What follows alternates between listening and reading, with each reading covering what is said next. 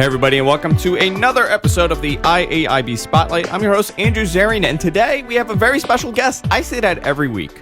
You know what, guys? This is really special because I actually have someone in studio with me. It's a rare occasion that somebody comes to the outskirts of Queens, New York. I'm far away in the country. It is very difficult for people from Manhattan to come over here. We have Chris Tobin on. How you doing, Chris?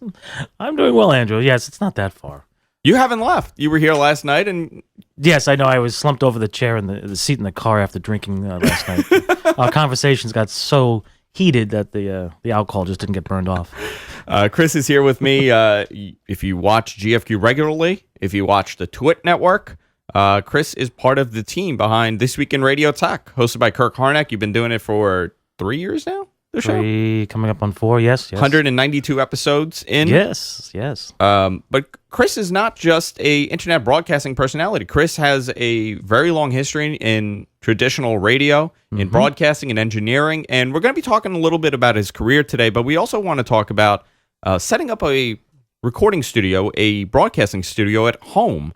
Because I'm assuming everybody watching this has their at-home podcasting studio, internet broadcasting studio, and we want to talk about some of the do's and don'ts. We want to talk about, doing it the right way and not spending as much money as you guys think.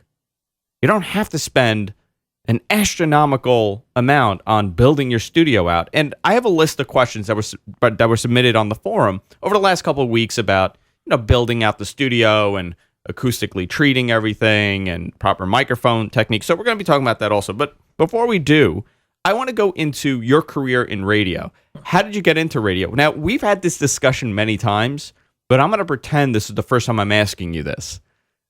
How did you get into it? Well, my start into radio began, I guess, as in many cases with folks with careers in my youth.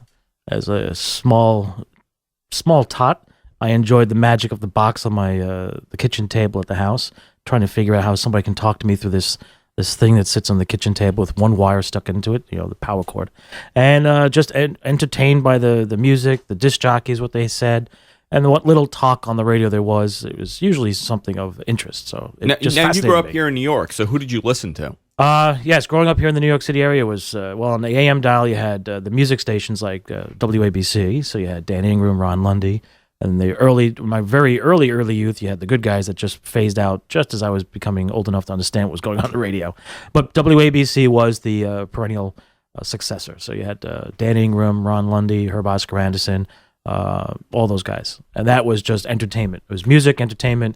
And then from that, you had talk shows like John Gambling. I grew up listening to John Gambling. John Gambling, was it the fourth now?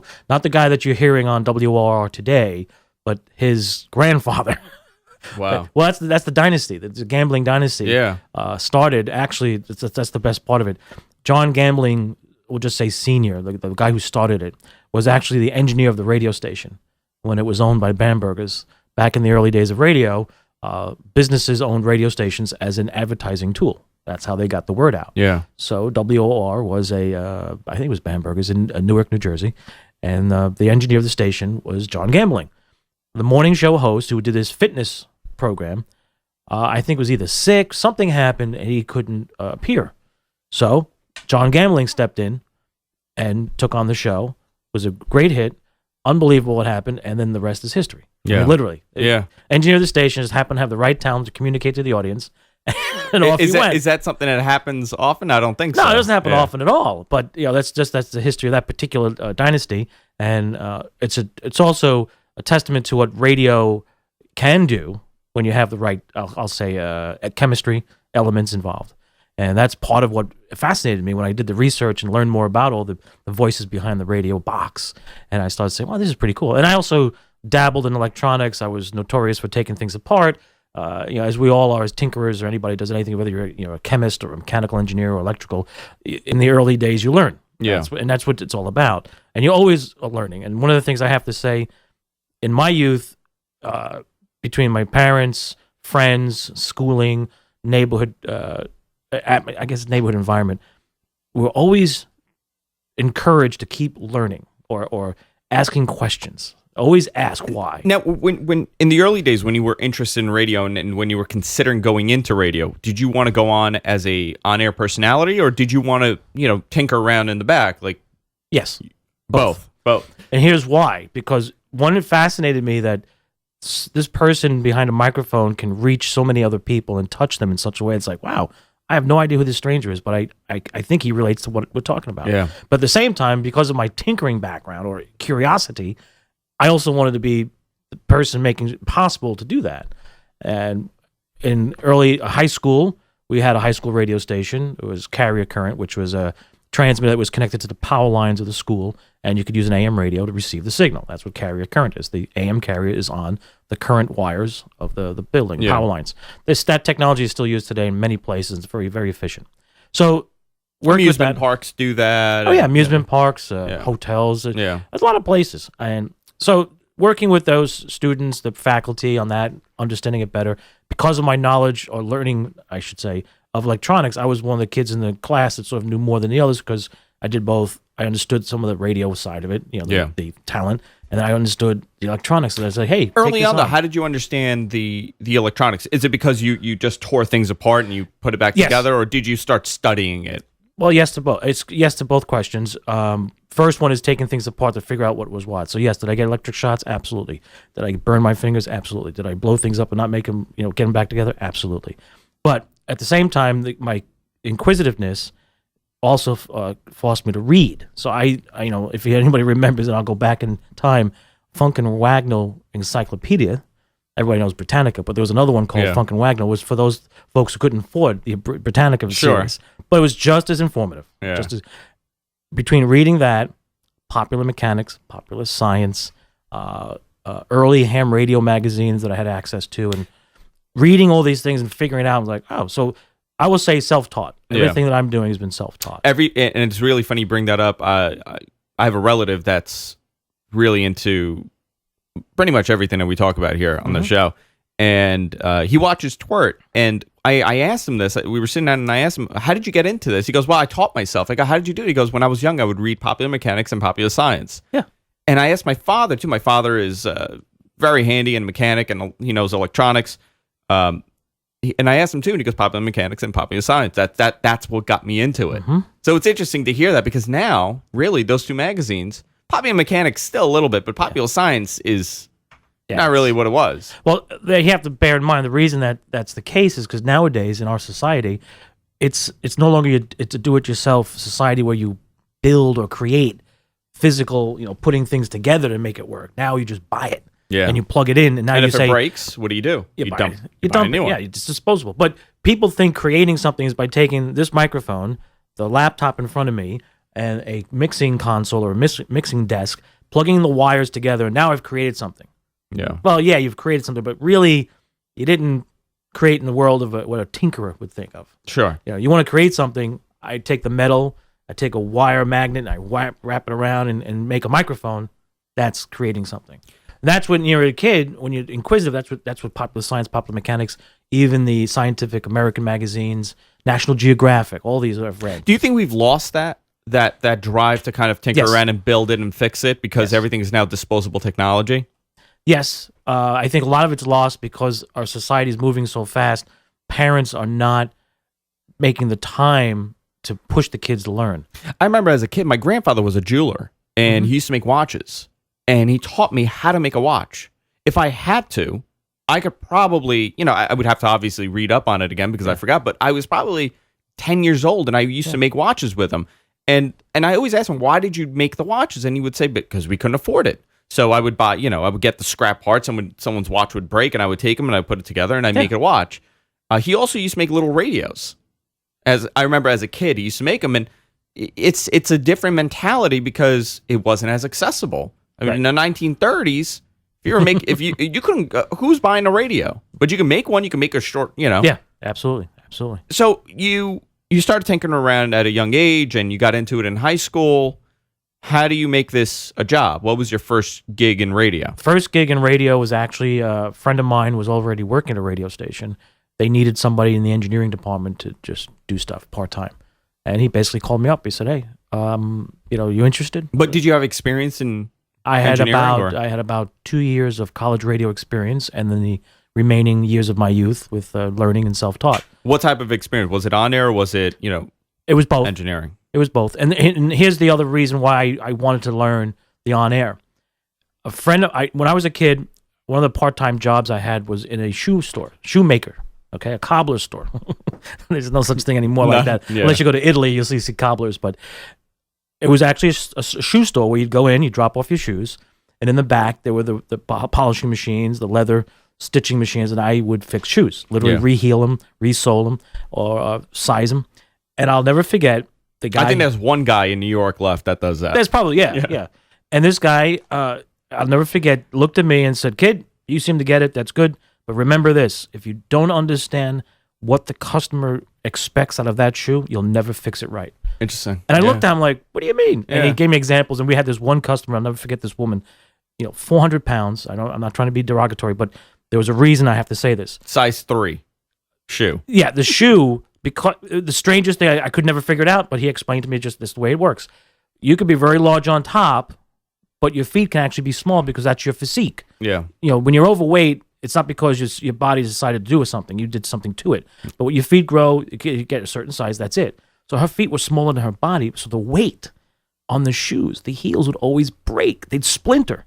And I would always ask him, I said, why is this splinter? And he'd try to tell me without being mean. Yeah. Look, that's the fat lady that, Yeah. But he said, but understand that because of what she wants and how she's using the shoes, here's what you need to understand how to fix it.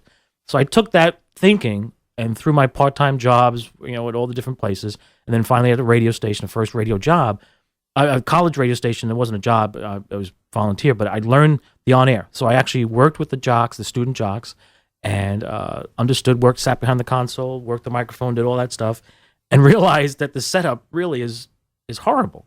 Yeah. Now, one of these guys are complaining because they have to do this to press a button, they have to do this to get a turntable, or at the time, cassette machines were being used. So I took that experience, understanding, first commercial job part-time, met with the engineer of the station. He says, "Okay, what do you have for experience?" And I flat out told him, I said, "Well, I made shoes." I said, "Well, I'll tell you, I have 2 years working at a college radio station. I did some tinkering. I'm a ham operator, that's about it. So you could either shoo me out the office now, or we can sit and discuss how I can maybe learn something from you."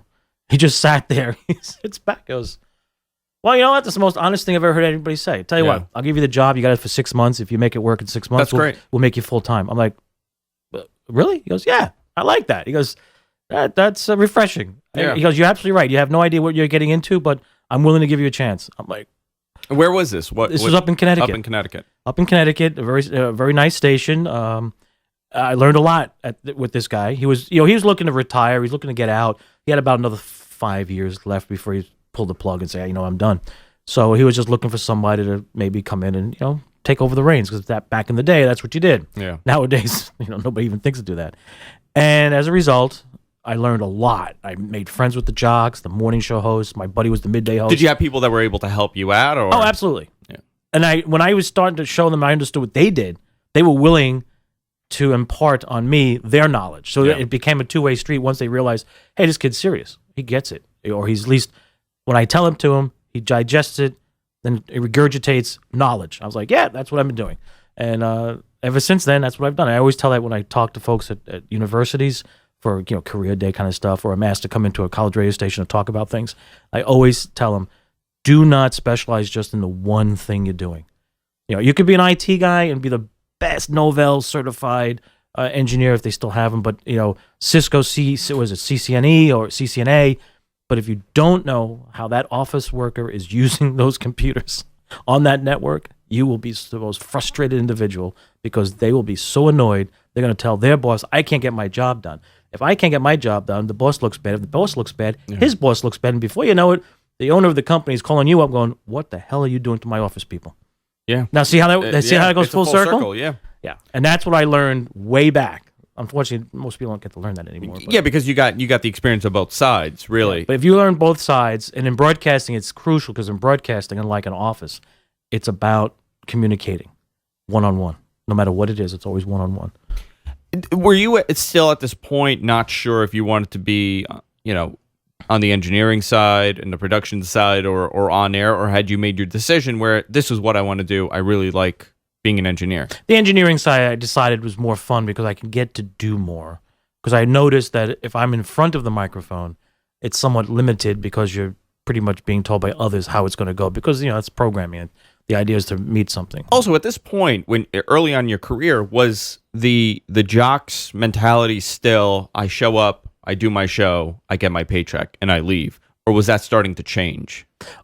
That's always been in the psyche of most people in jobs, but in radio business, the jocks, two types of jocks. You had the ones that were so talented that it was just second nature for them to do what they did. So you would perceive it as they come in, they do their job, get paid, and walk away. The reality is they actually were working very hard out of your view. You never saw it. Yeah. Then there were those who were so passionate about it, they would work for free because that's just their thing. So there was always that. But it wasn't in a negative way. But today, I think today if you see people doing that, it's probably more negative than it was, say, 20 years ago. That was the best advice somebody gave me. Leslie Gold told me, and she said, if I could give you one piece of it, the radio check, one of the nicest people to me inside of radio, she told me, I'm going to give you one advice. If you go on the radio, that's great. You don't have to, though, to make a career. But always remember that 1984 mentality of showing up, doing your show, putting your hand out and getting a paycheck is gone. Oh, yeah. Do whatever you can to learn the production, learn the editing, learn the engineering, understand the technology behind it, and you'll always be important and somebody will always hire you. Well, to that point, I will tell you, in my college days, I worked with very many talented students who went on to work in radio. Yeah. Some of them are working in the Philadelphia market. Some have worked here in the New York City market. And elsewhere, but one of them, a friend of mine, we cross paths from time to time. It's like like two little comets. We circle around every so often. We meet somewhere, and I'll never forget. I taught him how to edit tape. Okay, on a reel-to-reel machine. Reel-to-reel, cutting the tape to edit butt splices, slant slice, the whole bit. And he said, "Wow, this is cool." I said, "Look, you're gonna have to understand how to do this because wherever you go to get a job, you're gonna wind up doing production, your commercials. You're gonna do everything yourself."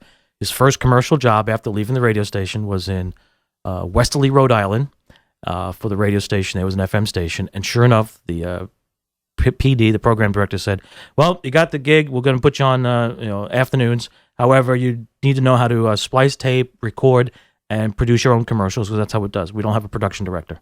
Okay, because of that, the two of us learning from each other, he went on to do that, and then went on to do other things, and then later went on to be interviewed by radio station program directors. You may have heard the name Scott Shannon. Sure. You may have heard years later he became the voice of many things. He's got his own business, does very well for himself. He's on, I think it's excellent. He's on Sirius. He's actually programming Sirius channels. The name is Kid Kelly. Okay. Yeah, he was on Z100 for years. Yeah, exactly. Yeah. He is one of four people that I went to school with that we all wound up doing very well in New York, and the other three did work at Z100 as well. But all of us, the one thing we all had in common was the ability to learn from each other. So even though they were in front of the microphone, they learned from me how to handle behind the mic. They understood the processing. They understood how to work it, how to work the console, how to do this and that. And I learned from them what makes the best disc jockey comfortable. And Scott in the Shannon studio. has had a humongous career at PLJ. Yeah, I mean, absolutely. So just, you at this point you took to the back end of this. You took to the engineering side, and to many people, that's a forgotten one. That's the bassist, in my opinion. People always go for the lead guitarist and the singer, but the bassist is very important, and that's what I consider a lot of these engineers because you need them, and these are names that you really don't hear on the air, except with Howard. I mean, Howard would always yell about the engineers and stuff, but I mean, it's rare to meet these people on the air, on the radio side. Right. Now, when do you go to? I know you worked for CBS for a long time.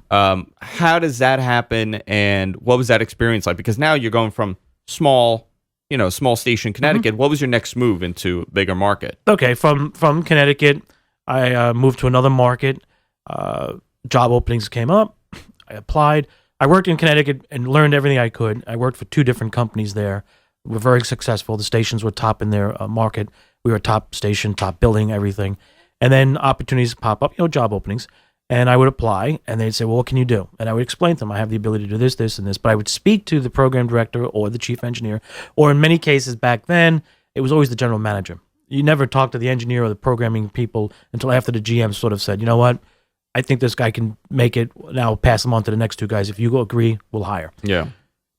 Talking to the GMs and try to speak their language, as we mentioned on Twirt, was very difficult to learn in the beginning. But once I got the knack, it was just a question of going in, telling them, here's what I can do, here's what it's about. No BS. And if you like it, great. If you don't, so be it.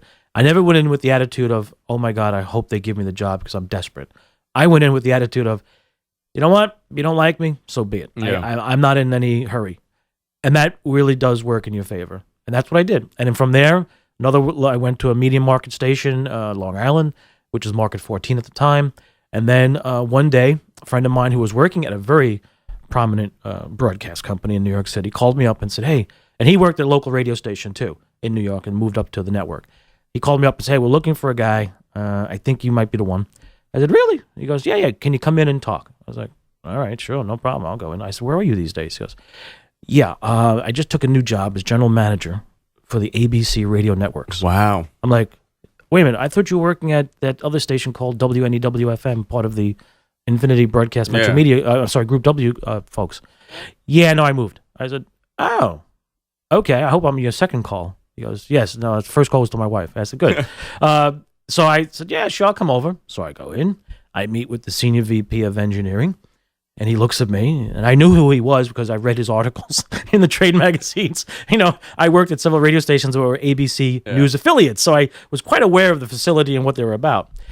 I walk in, he sits me down, he says, okay, so why do you think you can do the job? I said, well, my job currently as chief engineer of a radio station is dying. This was back in 1989, 88. I said, chief engineers are a dime a dozen, and you can swing a dead cat in Times Square and get somebody to help you out. I said, but what I'm bringing to the table for you is my knowledge of engineering, broadcast traffic, information, programming of that sort. And he's like, really? I said, well, yeah. I said, in order for me to be a good engineer and work with you guys, I got to know how they do it. I got to walk a mile in their shoes. Yeah. The job position at ABC that they were offering me was for the data systems manager. Had nothing to do with engineering per se, no transmitters, no studios. The data systems manager's job was the responsibility to make sure all 7,500 radio affiliates of the ABC Radio News Network receive their traffic orders, meaning commercial schedules, news updates from the newsroom, of the network newsroom, and many other things. And I'm sitting there going, and you're talking to me? Yeah. He goes, well, do you know anything about Unix? I said, Unix, yes, I know enough to be dangerous. I could probably crash the system or maybe, hack into something and create trouble for a government agency. He goes, oh, that's being honest. I said, yeah. He goes, but I said, I can tell you this. I know the difference between a PD, a program director, a sales manager, someone in affiliate sales calling up and says, we have a schedule change. We got to get this out to the affiliates before the commercials air tomorrow morning. What do you do what you have to make it happen. Yeah. I understand the reality of that. You probably hired an IT guy to currently run the department, has no clue, leaves at 5 o'clock, and that's it. He looks at me and goes, okay, so has anyone told you what we've been doing here? I said, no. How do you know this? I said, because I work at a radio station that currently does that now on a smaller scale. So I'm assuming that's why I got the call. He just looked at me and was like, okay, we'll get back to you. I'm sitting there, there you go. I blew that chance. Working in New York, right? I was like, there goes my attitude again. Screw that. I go back. 2-3 weeks later, I get a call from my buddy. I say, hey, what's going on? I say, I assume I got passed over because I haven't heard from anybody. He goes, no, I'm calling to tell you to come in. We want you to meet with our software consultant. I'm like, what? What the hell are you talking about? Yeah. So I come back in and I say, I'm going this long drawn story because you have to understand the timeline. I meet this guy who's a former chief engineer of radio stations in the Baltimore, Maryland area, who went out on his own to do software writing. This is back in the 80s, and landed a contract to write the software for 2 major networks. One of them was ABC, and the other one was NPR. So I'm sitting in a room with a guy who basically writes software for the 2, at the time, 2 of the 4 largest radio networks in America. And I'm on, so why am I here with you? He goes, well, there's a feeling that you might have the right stuff. I said, you're being campy, aren't you? He goes, no, I don't mean to be making fun of the astronauts with the right stuff phrase, but he goes, something you said to the senior VP of engineering and the senior general manager of operations at ABC caught their attention, and they want me to talk to you. I said, why? Because he goes, well, I used to be chief engineer at a local radio station, so you and I have something in common. Yeah. So we're going to talk and see where things go. 2.5 hours later, in a conference room in a very large business, office building in Manhattan, overlooking the Hudson River, I'm like, okay, this has been an interesting time. We had a great time. Yeah. We had a fun time. He goes, well, thank you very much for making the time. I'm sorry to keep you so long. I was like, nah, it's all right. I took the day off from the office. I'm gonna head down to Times Square and see what's going on in the Triple X movies, and that's about it. This is before Times Square became Times Square Disney. And he looks at me, he laughs. He's like, all right, that's good. I like that. And then 3 more weeks go by. So mind you, now it's 6 weeks, 7 weeks. I'm like, this is what, talk about stringing you along. Yeah. My buddy calls me up, goes, hey, let's get together for dinner. I was like, all right, fine. I haven't seen you in a while, and catch up with his wife, and we just have fun. Get together, we sit down. He slides across the table an envelope. And I'm like, dude, we're at a bar, we're drinking. What is this envelope? What are you giving me? What is this? I feel like, he goes, just read it. He's paying his respects. Yeah, I said, oh, what happened? Yeah, I didn't get the job, so you're like handing me something else? He goes, no. It was a letter of intent to hire me. Oh, that's great. I was like, are you kidding me with ABC. this? Yeah, he goes, well, I figured it before I offer you the gig, I want to show you that we're interested in if you decide to do anything, if you do lose your job because they find out you've been looking around, we will definitely guarantee you employment regardless. I'm like, whoa, okay, that's a new one. So I go back up there to meet with them for the final interview. And the senior VP of engineering says to me, he goes, well, you know what? I was told if I didn't hire you, I was an idiot. I'm like, what? He goes, our software consultant says you're the guy. That's great. I said, but I don't know anything about Unix, not enough. He goes, don't worry, we're going to pay. Have you go to Unix class for 2 weeks. They have them here in Manhattan every 3 months. And then you're going to spend 2 weeks down with the consultant in Maryland at his office, and you're going to learn the system. I'm like, okay. Now I'm talking about being tossed into the fire. Yeah. Now you got to learn it. Now I got to learn it. But that's how it went. And the reason I got to that level, to break me into we'll call the commercial environment, was because of my willingness to be flexible, learn the other side, or walk a mile in someone's shoes. Does that happen now? It doesn't happen as often because nowadays the environment is people are trying to keep their jobs because they don't know enough. See, here's what's changed over the years, and this is a shame, but it's what's happened. A lot of folks have stopped learning. You see, when I was getting up to that point at the job at ABC, which to this day I still am very grateful for the opportunity and the things I learned and the people I worked with, some of the best in the business. But one of the things I did discover years later was I was always learning, reinventing myself, reinventing the knowledge, and learning. When I met that person, I told them, here's what I do, here's why I know it, and I understand what you're trying to do, and it's a shame that you can't get the right person. But and using the comedy act of you could swing a dead cat in Times Square and get an IT guy. Yeah. I said, but you can't get somebody in IT who knows traffic and software programming. That's what they caught. That was what caught their attention, they told me. They said, hey, we don't care about your resume. Yeah, you transmit it. So what? You do transmitted satellite scripts, great. That's easy. You can read that in a book. But what you can't get in a book is working with programming people, news people that do the editorial that changes every day. That's not in a book. How to write a story, how many lines in a page means 60 seconds, that's a book. Why do you think people stop learning? Because they got too comfortable, or because the industry changed and it went into a different direction? I think for some people comfortable, other people just fear. I think one of the things that we forget, when you're a kid, how the old saying goes, when you're a kid, you're fearless. And when you're older, you become aware of your mortality. Yeah. I think what happens is a lot of us lose sight of the fact that you're always learning. That fear you should always be fearless, but now you should be a little more understanding of what you're going to do. Every action has a consequence. If you look at the history of some test pilots, go back in the day of the astronaut program or fighter pilots, you read some of the stories of these guys and what they did and how they did it. They broke every rule, but the one thing that every one of them had in common was they knew everything there was to know about who built that plane, the engineers, the guys who designed it. They sat there with them, and you could read this, look this up. There's one of the famous engineers of all time in aviation was Kelly Johnson. That's the Skunk Works. Those are the guys that came up with some of the fastest planes ever in the world, and to this day, some of those planes are still classified. Yeah. 60 years later, they're still classified technologies. 60 years. But the guys who flew those planes, like John Glenn, Neil Armstrong, just name a few ones you see pictures, you read articles, and they sat there with these guys at the big boards and mechanical drawing with pencils and stuff and slide rules, and said, and these guys, the backgrounds of some of these guys were chemists, mechanical engineers, you name it. That's why they did what they did, and they did it well, and they enjoyed it. Because they understood it. They understood it. They knew, what? I'm in a plane of 30,000 feet. I've just lost control. I've got an excessive yaw. The plane is spinning left to right. he doesn't panic. He knows that if he gets a certain angle, he can get certain lift on the wings, he can get back into control. He knows that because he understands aerodynamics. He understands the mechanical stuff. Yeah. So let's fast forward to broadcasting. If you're a broadcast engineer or you're somebody in broadcasting and you're a technical person and you understand, hey, that jock is doing certain things a certain way with the microphone and the audio doesn't sound right, you know down the line what to do to fix that. Yeah. And then you can work with him and say, dude, you could sound even better if Do you do think this. do you think on-air personalities now understand the technical aspects of how they're getting on the air and how Some it do. sounds? And Yeah, some of them do because they just have that background, which is great. And others have no clue nor an inkling to understand it. they don't care to. They don't care, which is fine. But if you have to engage in conversation with them or work with them, you need to respect the fact that their name is on the marquee. There is no requirement for them to understand why the microphone works the way it does. The STL link, the studio transmitter link, or the transmitters, or the internet streaming box.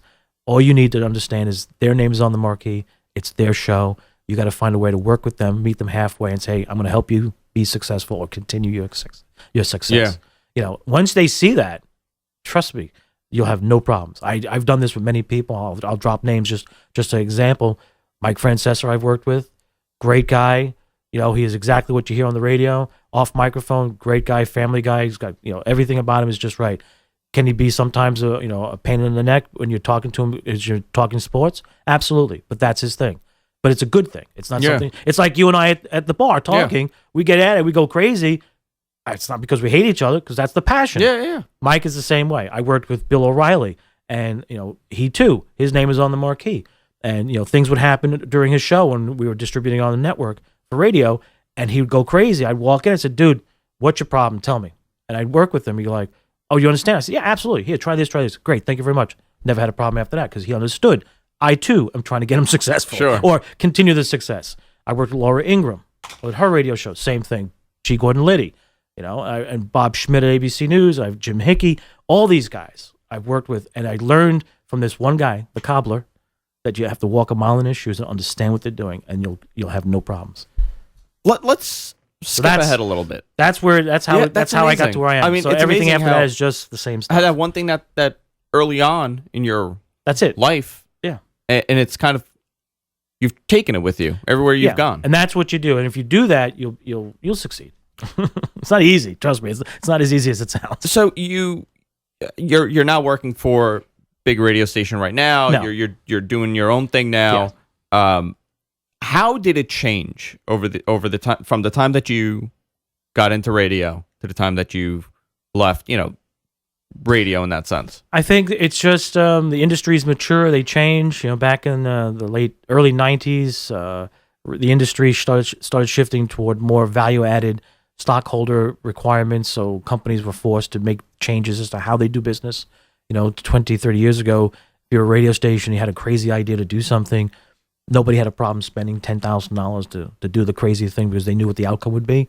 And, it was a gut feeling. Today, that same approach can't be done because you have to guarantee that you're spending that $10,000. And when you do, you have to play it safe. You have to play it safe because now what was maybe a privately held company, or even if it was publicly traded, the attitude of shareholders today is not the same.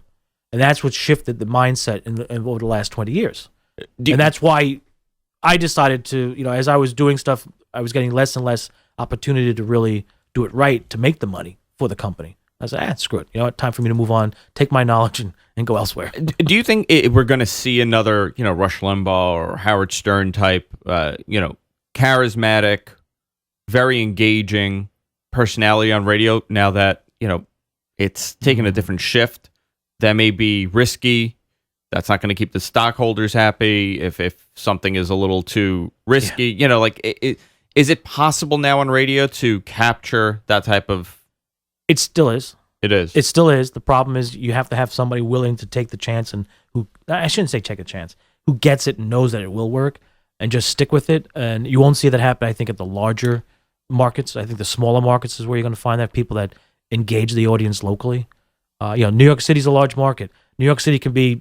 And we have no morning talk guy. We have no... Yeah, you have nothing. We really don't. We don't have an FM talk guy.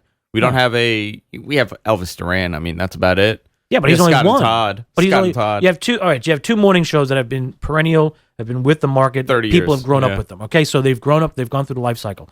And John Gambling is ending. His career ends, I think, at the end of the year. So he goes away. So you're down to 2 shows that have a, if you will, a built-in audience. There's nothing else. There's nothing. Nobody's doing anything. But New York City can easily do that kind of stuff. But everybody has this mindset, oh, you can't get too large. It's not true. But again, we got to go back to the way business is being run today. Whether you're in the radio business or whether you're in the computer business, the same common link is, can you guarantee me a certain success, and whether it be dollars, whatever you set, and if you can't, then you're out. And it's like, yeah, but certain businesses, it takes time for it to grow. Sure. Incubate. I'll use the phrase incubate. Let's go into the future. Let's go into the internet. The wild frontier. Internet broadcasting. This is where anybody and everybody could have a radio show online, have an internet-based show, and it could pick up thousands of viewers, or it could pick up 5 viewers. It doesn't even matter. How has that changed radio? How and we'll go into everything else beyond that, but how has it changed the way that how does radio perceive the internet as far as content? Are they getting it? Do they understand it? Do they not like it?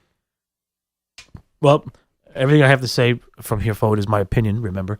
I believe the radio industry has lost sight of what they're about. And yes, there are some people in the business that despise internet, think it's unfair, or claim it's not the same, you can't do this, you can't do that. My thing is, radio will always be a force in someone's life if its content is compelling to that individual. Nowadays, most of it isn't, so that's why it's taken a back seat.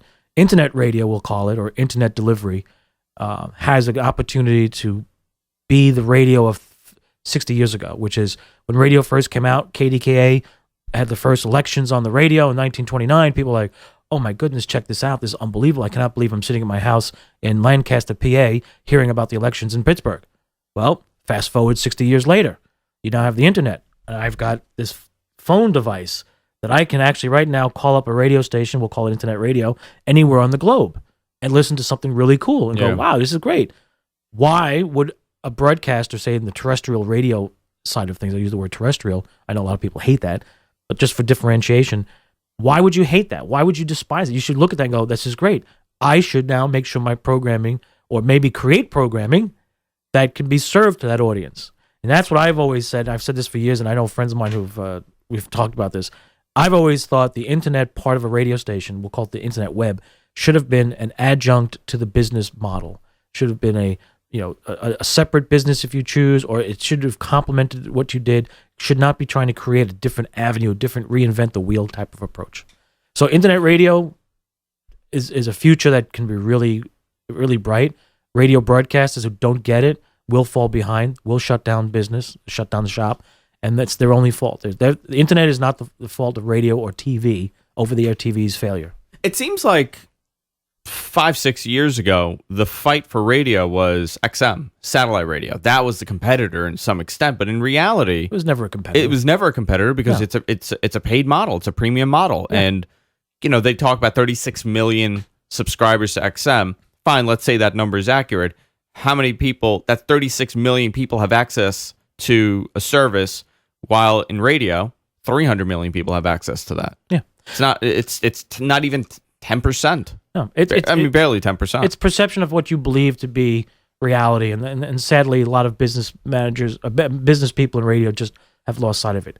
I worked for a radio station that its weekly audience, okay? The weekly audience was just shy or just over 1 million people a week, right?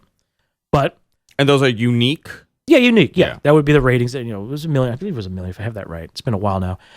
And then we would go to a venue to cover the event, to do something. We'd go to the press public relations people and say, hey, I'm with such and such radio station. We're here to cover the event with so-and-so. Can you credential us to come in?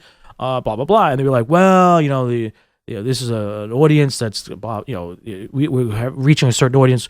We actually have CNN coming in and somebody else to do it, but, thank you very much. You're like, wait a minute, you're trying to reach an audience in the New York market, right? Well, yeah.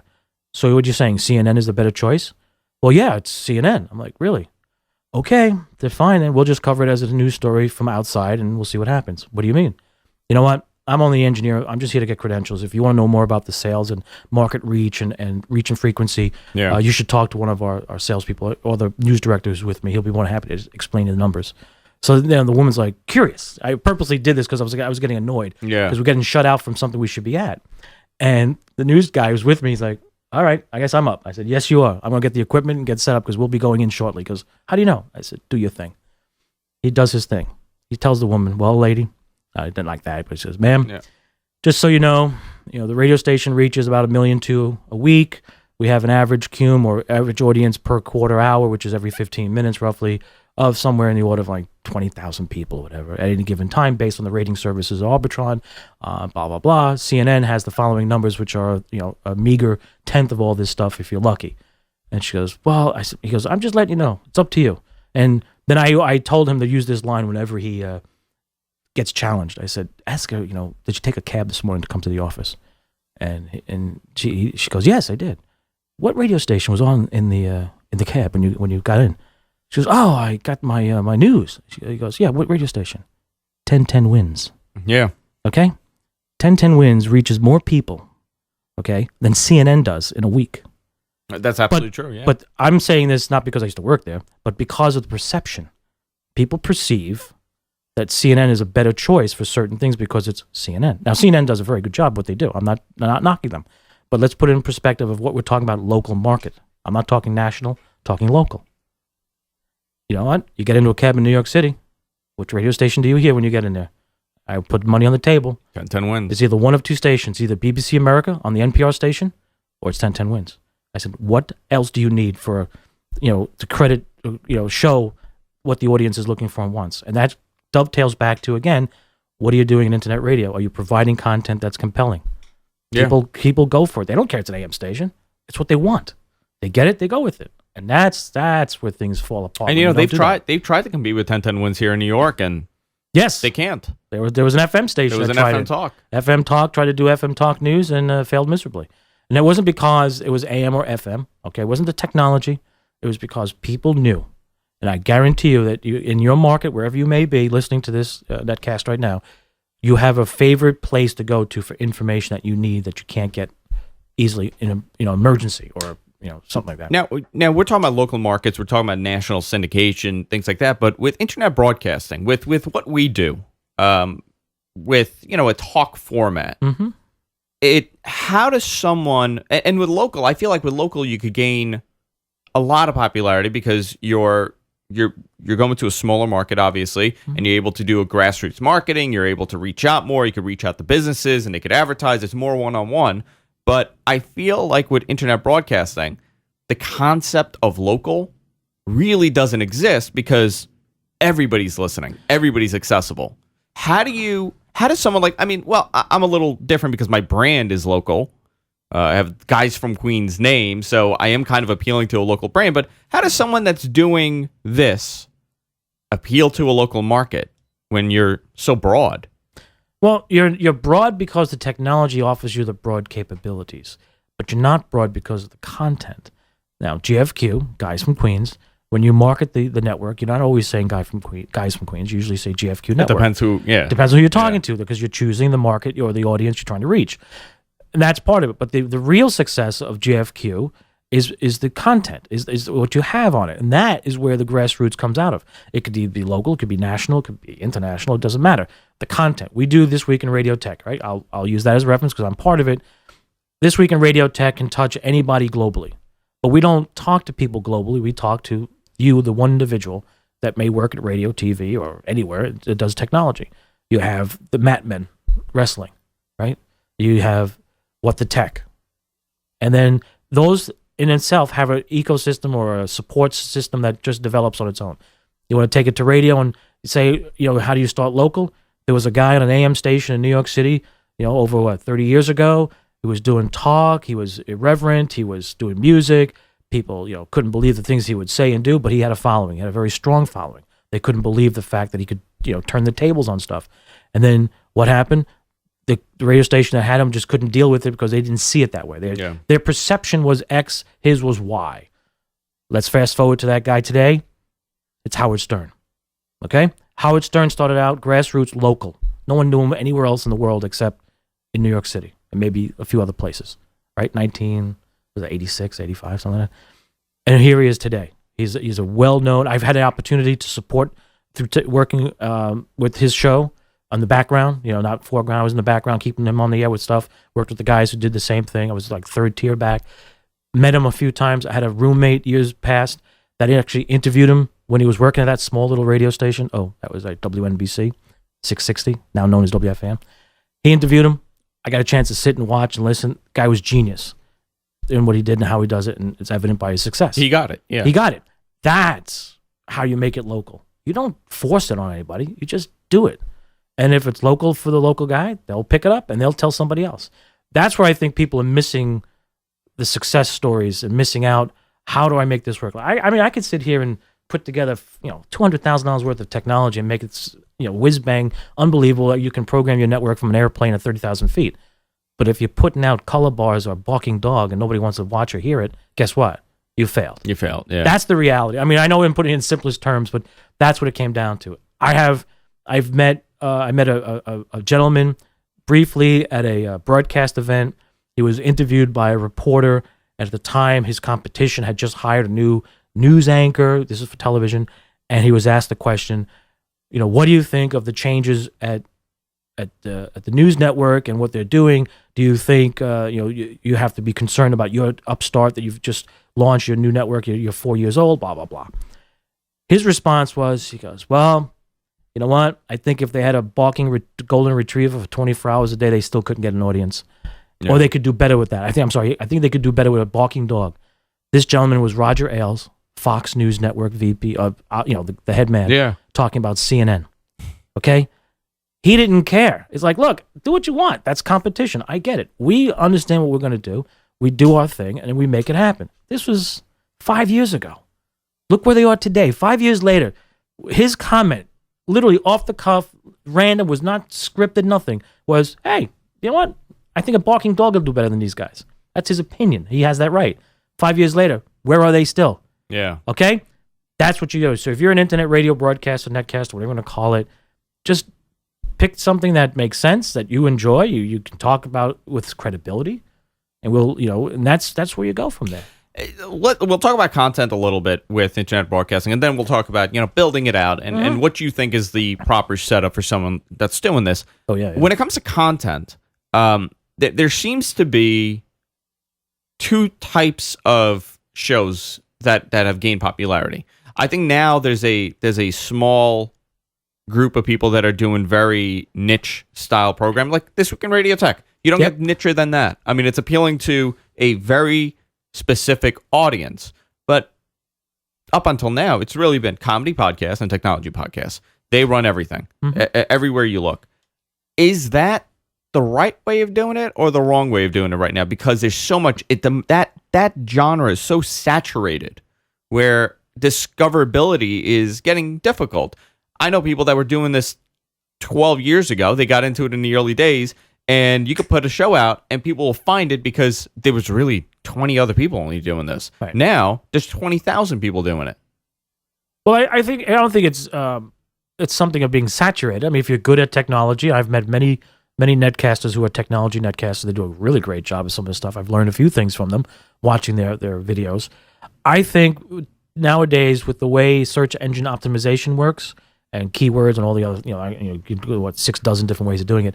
I think if you're really clever and smart about how you present yourself, you can find your way up the list. You can, maybe take a grassroots approach. If you're a technology person and you think your podcast or videocast is worthy, you find ways to get the word out and slowly build it. If I was starting something today, I've worked with many folks doing video podcasts in the last 10 years.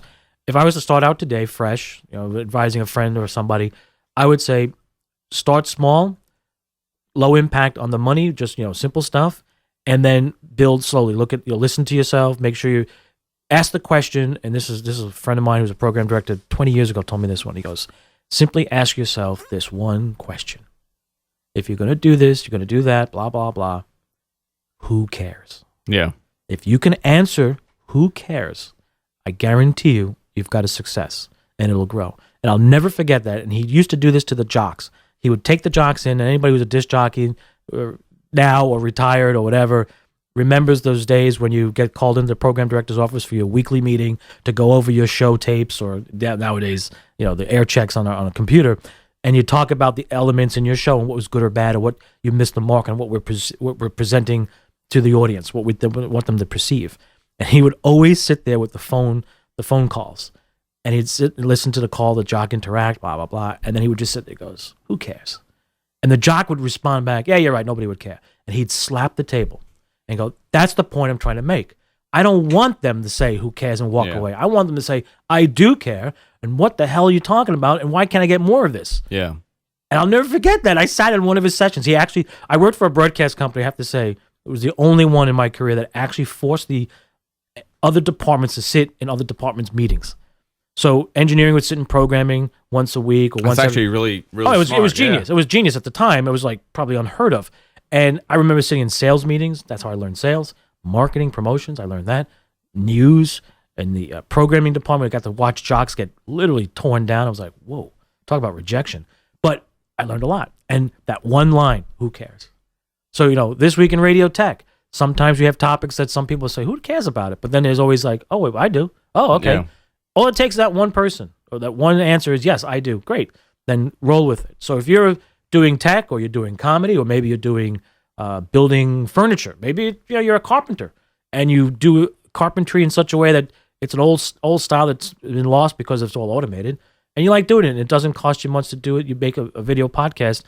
Just remember, who cares? If you can say honestly, who cares, and do what you're doing, you got something. And just let it roll. You're absolutely right. And I definitely think you should offer something different. I mean, with technology-based podcasts, you could get that information everywhere. Oh, yeah. Everywhere. Absolutely. So why am I going to listen to you for an hour when I could go to Engadget and just scroll down and get all the information in 15 minutes? Because I will deliver it to you in a way that you can digest it Absolutely. and absorb it better. It's just like taking vitamins before you eat or after you eat. Yeah. The body will accept it a certain way, only one way.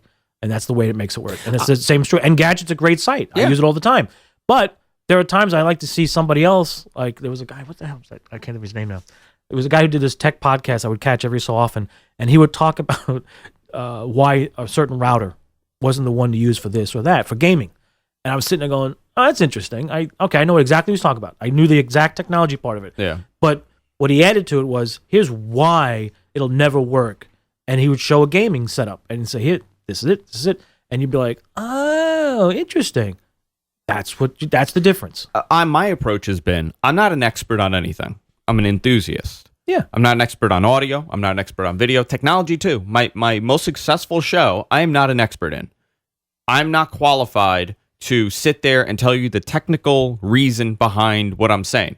I am an enthusiast, and what I can offer you is my personal reaction to things. Mm-hmm. So I get emails all the time, and this isn't advice that I'll give to anybody. I get emails all the time from people that say, Andrew, 2 weeks ago you said you loved this thing, and now you hate it. You're being a hypocrite. And I said, no, I'm being a human being. I changed my opinion.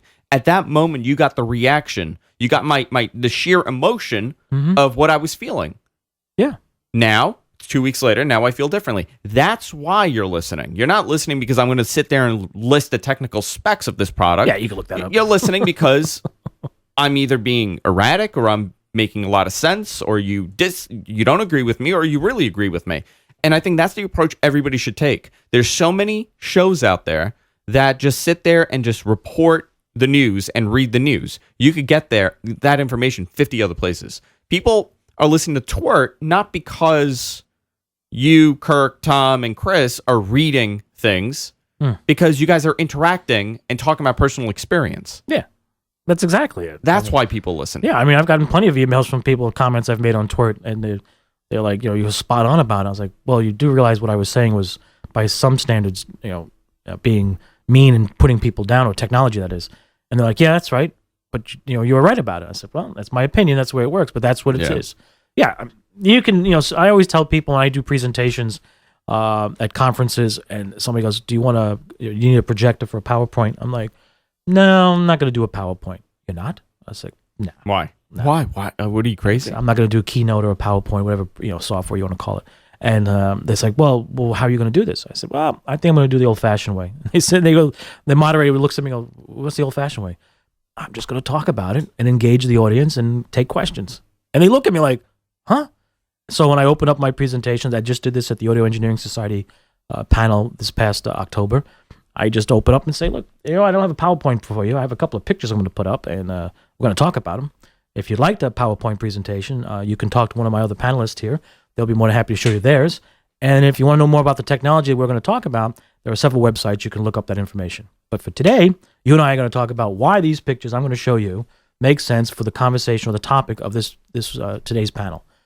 And I'll tell you, I had some great questions from people afterwards. I was like, they're like, well, what about this? What about that? I'm like, yeah, that's a good one. Well, here's what we did. And that's what I think is what's missing in a lot of places. So netcast could be the same thing, but not being in the room with the person. You're just putting it out there, and whatever method you have for them to respond back, whether it's a tweet or it's Facebook or it's email or a chat, that's how you do it. And we do on Twirt, we definitely, we break the mold on a lot of things. Yeah. And some stuff we just for fun, we'll follow the pack just for, we'll be like, okay, for this next 10 minutes, we'll be lemmings and we'll just do it like everybody else says. Sure. I mean, but it's something different all the time. Yes. Let's talk about building a setup. Absolutely. An internet radio station, a network, podcasting studio, whatever you want to call it. What would you do if you were to build out, a solid studio? Because we get this question all the time. What should I buy? How should I start this? Okay, I've been doing this for a year. I want to upgrade. What should I do? Mm-hmm. There's so many, and your approach has been something that I really like, and there's not one way of doing it. No. I mean, there's obviously the right way of doing it, but that doesn't necessarily have to be the right way of doing it. Well, yeah, when you say the right way, or people expect to hear right, wrong. I don't think there's a wrong way of doing anything with the netcasting.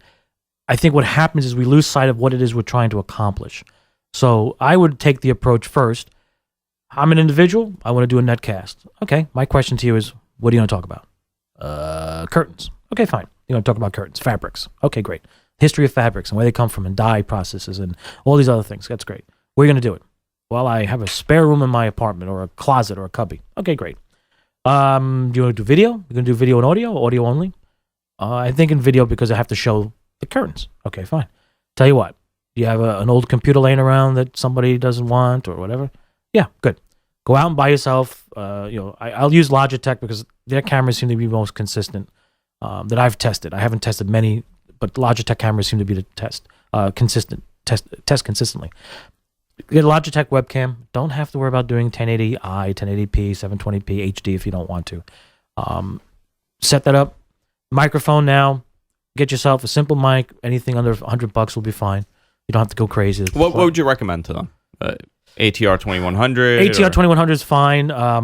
Don't follow the pack when people go, well, an SM58 Shure microphone is great because it's used by performers on stage.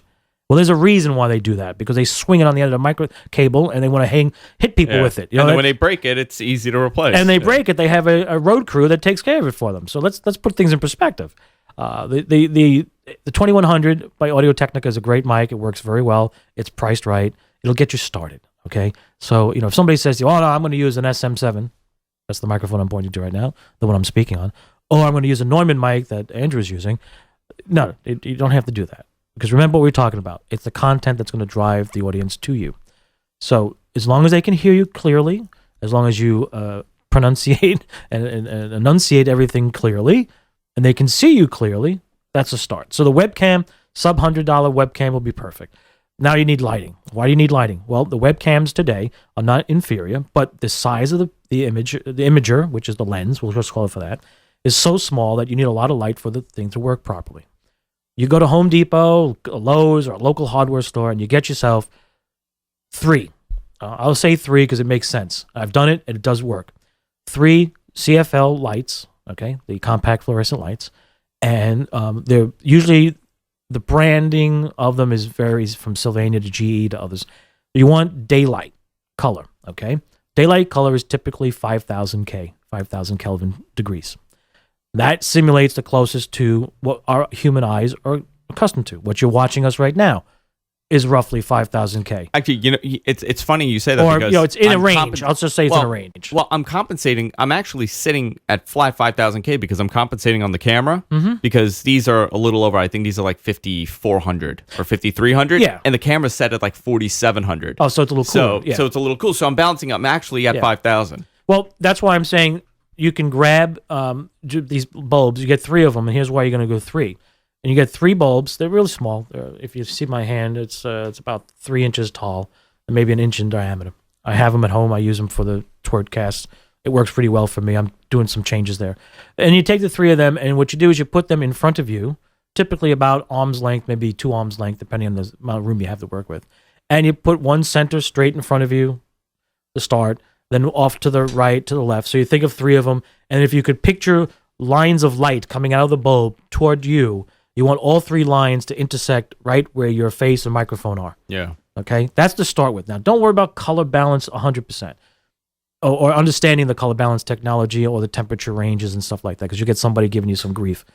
Once you've got that set up, and you can use clamp-on hangers. You don't have to get anything crazy. You don't get, tripod-mounted $60 things. Just, clip-on clamps.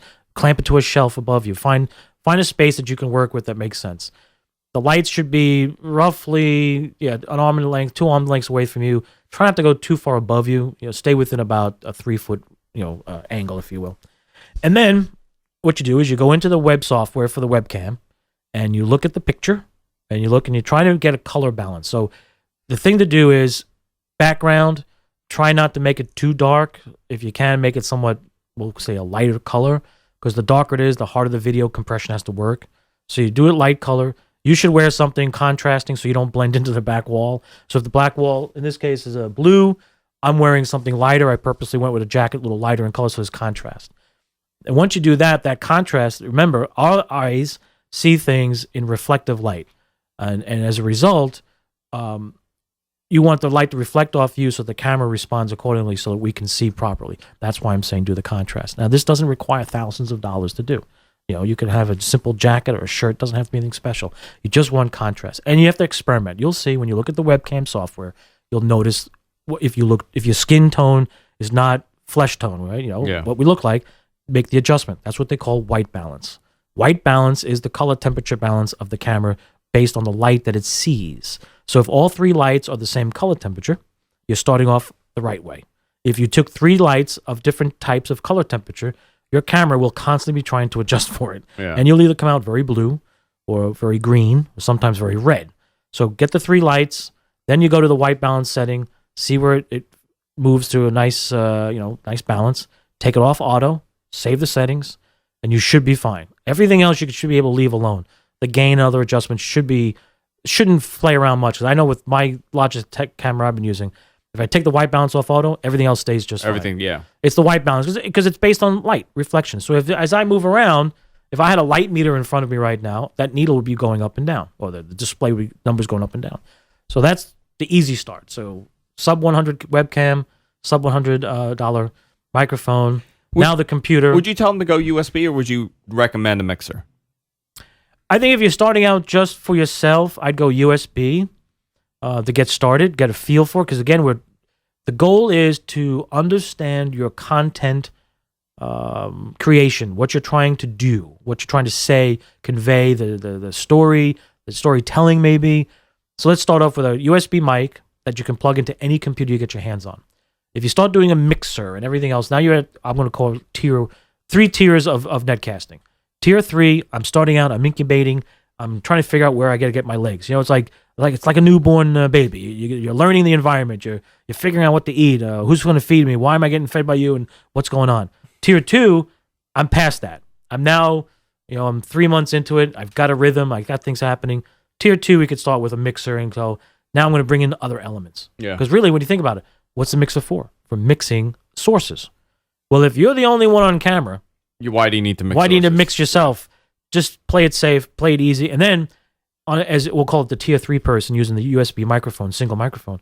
Say you start to get a rhythm, and one day you get this idea. Oh, you know what? I can go to this curtain factory and sit and talk to somebody. Well, guess what? you take your laptop with your USB mic, Plug it right in. you plug it right in, and you do a traditional one single mic back and forth. You learn how to do that. And you don't get crazy with a mixer on location. You just simply go back and forth. Then you see where I'm going with this? Yeah. It's like an evolutionary step. Yeah. Once you understand it, you become a tier 2 netcaster. The tier 3 stuff didn't go obsolete. You can still use the USB mic input because maybe you bought the little mic adapter USB device, not a microphone with USB on it. Yeah. So you could future-proof yourself and say down the road, that little device could now be the output of my mixer. And that's why I like the ATR 2100 because it is both USB and XLR. Exactly. So you could actually use that. I really think a lot of people, when they start out with this, they see what everybody else is using. Don't do that. Don't use that as a comparison. They get very excited. They go, well, now I need to go buy a mixer. I need to go buy the Heil mic arm. I got to get a PR40. I got to get, and they're spending like $2,000 off the bat, and they've done maybe nothing. They haven't done a show yet.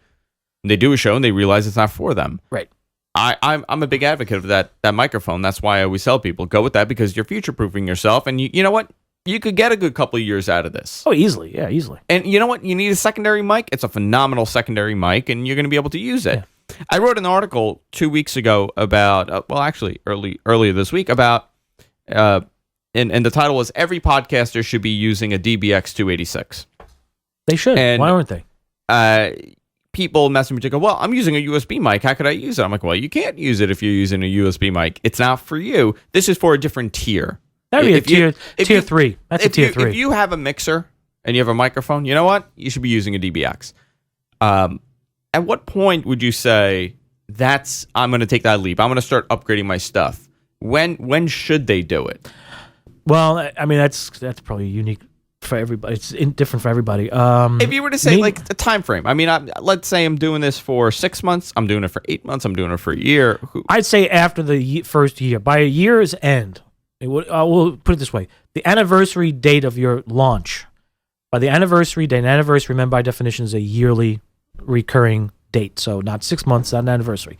So the anniversary date of your launch, at that point, if you're still up and running and you've got momentum, or I'll call it rhythm or cadence that's got you hopping along, that's when you start to look at upgrading and evolving to the next level.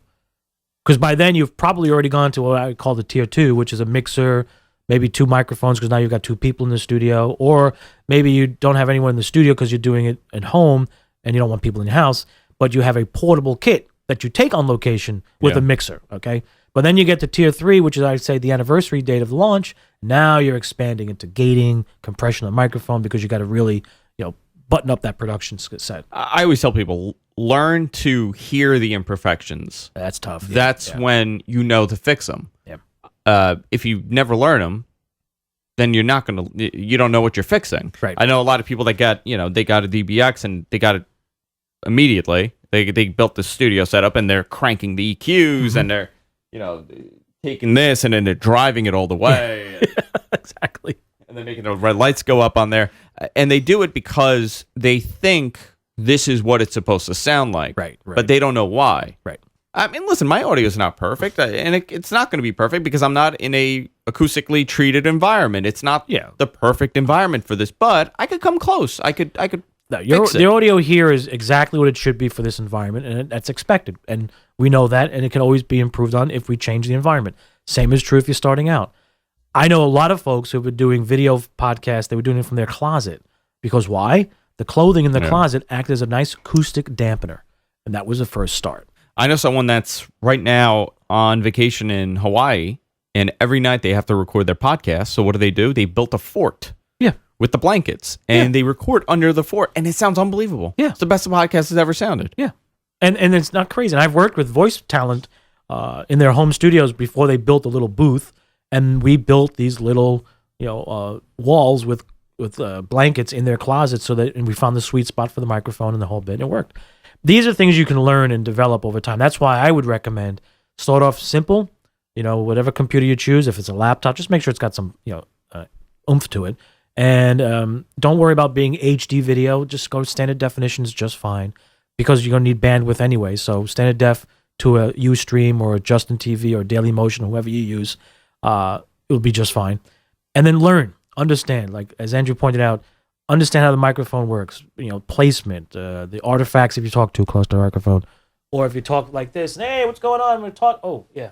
Remember to come back. Yeah. Make sure the headphones you're wearing are headphones that you can really hear yourself properly, not headphones that fit on the ear, but you can hear the dog barking in the other room, because that distracts you. You got to remember, we are in a visual society, so we always take things for granted because we see it. We just assume, I see a car going by, I assume I'm hearing the car. Well, close your eyes. Did you really hear the car go by? No, because cars today don't make much noise when they go by. New cars. Yeah. And that's what you have to learn. That's the trick. And if you want to get a real good taste of it, watch your favorite newscast or sports show and close your eyes while you're listening to it with headphones, and you'll start to hear things that you do not see on the TV. Absolutely. But they're there. Okay, that's what you have to learn. That's why I would say, in the beginning, the Audio-Technica mic is ideal because it's future-proof. Do a USB, pop it in. Down the road, when you build up to a larger facility, larger setup, you got the audio out of that, goes right to into a DBX if you choose, into a mixer or whatever you want to go with. Before we wrap it up, from your expertise, what are people doing wrong? Well, with audio, I mean, let's talk about audio. What are people doing wrong? What is a common mistake that you hear or read about or see that is going on in internet broadcasting and in podcasting? I think what people are misunderstanding, I mean, I shouldn't say it's wrong, but they're misunderstanding how audio works. And we're so accustomed to the way we hear things. Our hearing is binaural. It's two ears. The ears are separated in such a way that the brain processes the audio so you can create directionality. There is a science behind the distance between your ears and the time difference and the way the audio works. However, when you're talking to a single microphone like I am right now, it does not have that ability. It doesn't know what you're doing. It doesn't know that when I talk off microphone, I've got to turn the mic and stay with the audio source. So you have to do it. You have to be that manual operation. Your hearing automatically shifts from left to right, right to left, depending on where the source of the sound is. Microphones don't do that. They have to be told. That's why mixers do what they do. So I think what people get wrong or misunderstand is that they just assume microphone is on. It hears me no matter where I'm at. So learn how to use the microphone, read about it. It's real simple stuff. Second, video, lighting. What people do wrong is they just assume any camera works. The third thing I would say is don't follow the others. If you're watching this right now and you see shots behind Andrew, you see who talks about the console he has or the software he's using for editing and everything else, do not assume that's what you should be doing. Because if you don't know anything about it, you've just stepped into the pool on the way deep end, and there's no lifeguard to help you. Listen, I'm still learning this stuff. You always will. We have the Axia here, and last time we were talking about this, and I said this year I want to learn how to use the Omnia processor. Yeah. And I want to learn how to do it because it's interesting to me. It's fascinating. And again, there's no right way of setting it. I mean, No. You can make it sound bad, obviously, but there's a lot of in-betweens. Yeah. I think you should take the time and you should learn. And to any level, if you've been doing this for 7 years or 5 years or whatever it is, you're still learning. You got to keep learning it. With what you see, the trend with internet broadcasting, where do you see it in 5 years? The audio side. 5 years from now, what's going to be the big change? What's going to be the big thing with what we do? I think the easy delivery. I mean, creating is easy now. It's a no-brainer. I think the next step you're going to see is the ability to receive what you produce. Right now I can relatively get it on a phone and other sources and stuff on a tablet, but I think it'll become even easier. It'll become ubiquitous. Is that where the disconnect is currently? Like I feel like when I tell people, like I told you yesterday, a friend of my wife's came by the house for a couple seconds. She walked by the office and she did like this double take and she's like, "Oh, what is this?" And I go, "Well, I do radio." And they go, "Oh, where can I hear it?" And I lied to her. And you know what I said? I'm on XM. I'm on satellite radio. And I go, "Oh, okay." You know why? Because they understand that. Right. They understand some cars have it and you hit the channel and there you are. Most of the time, this is how the conversation goes. You do radio? Where can I hear you? Are you what station are you on?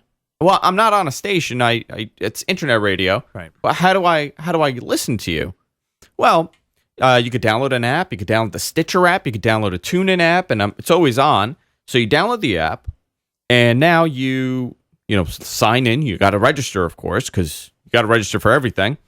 and you put in GFQ Network. You got to find the live stream. You click on the live stream. Now you go in your car, and you got to sync your Bluetooth to the car, or you got to connect it with the aux port. That is insanely complicated. That's why it's going to be for the average person.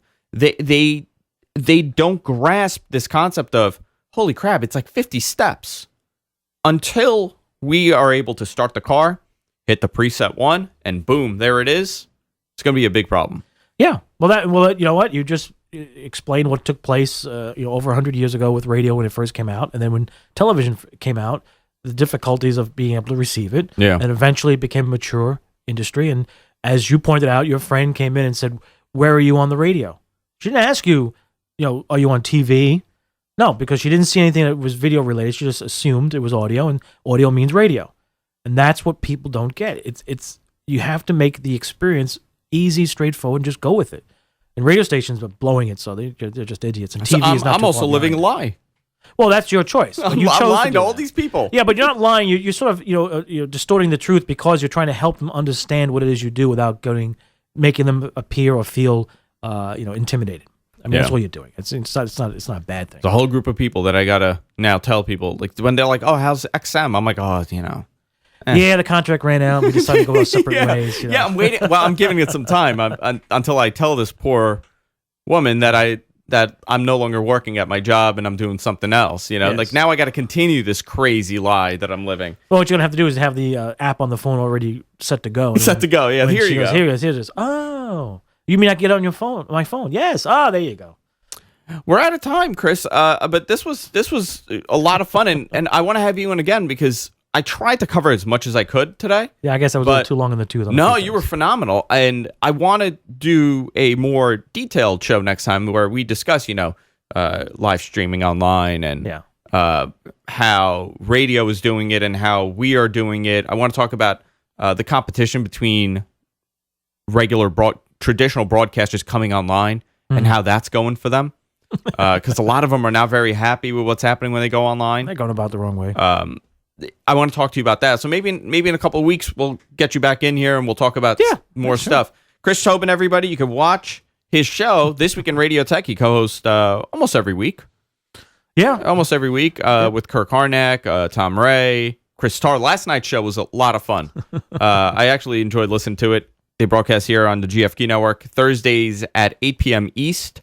I believe there's going to be a little time change for the new year, so we're going to post that. Yes. Also, guys, if you are interested in internet broadcasting, if you're a podcaster, if you're getting into podcasting, go check out the website, ibroadcastnetwork.org. That's the IAIB, the International Association of Internet Broadcasters. We have a great group of guys there on the forum, a lot of industry experts, a lot of video guys, a lot of audio guys, a lot of guys that understand marketing and how to get advertisers. There are a ton of people on there that are always looking to help. And guess what? It is free. There's no charge for the forum. There's no charge to be part of the organization. We are the way that I see it, we are the centralized hub for all things internet broadcasting. We'll talk about audio. We'll talk about video. We'll talk about, there was a phenomenal thread on affiliate marketing. And we were talking about this last night. We were talking about affiliate marketing. I just got an email from somebody. He just signed up for the forum, and he told me his story. And this guy is making 6 figures a year with affiliate marketing on Amazon. And he told me how he does it. And he's not doing anything shady. He's not doing anything that's a little not on the up and up. It's fascinating. And these are things that you learn. And I actually learned it from the forum about Amazon. And we do it here on the network. We have an Amazon affiliate link. And you know what? It's bringing in a couple bucks. It's not bad. So it's great to see so many people willing to help other people, because in most industries, these are trade secrets. You can't talk about this. Well, I'm not going to give you my source. I'm not going to tell you I'm setting the settings on that Shure SM7 a different way because I don't want you to sound better than me. That doesn't exist in this. We're not competing. Well, actually, it never existed even in the other industries as well. No one sets up a mic processor or microphone or mixer the same way twice. Yeah. No two people. There's no way. So if I gave you settings for that DBX mic processor, I guarantee you'll never even get close to what I would do if I sat there and tweaked it. And that's normal. Normal. So don't use that as a gauge if you're doing anything. That's the way it works. The point is people are looking to help. Yeah. And that's unbelievable to me. And I'm blown away by how many great people are on there, and they're always looking to help people. And I really appreciate it because that's what keeps us going and that's what keeps the community going the way it is. Again, if you missed this show, guys, you could, if you're just tuning in, you could go to our website, gfqnetwork.com. We'll have it, obviously. In a couple days, we'll have it on the IAIB. You can subscribe to us. We're on iTunes. We're on Windows Phone. We're everywhere podcasts are available. And Chris, I want to thank you again for coming on. It was great. That was my And we'll pleasure. see you all next week, guys. I believe next week, who do we have in next week? I believe it's Paul Thurrott.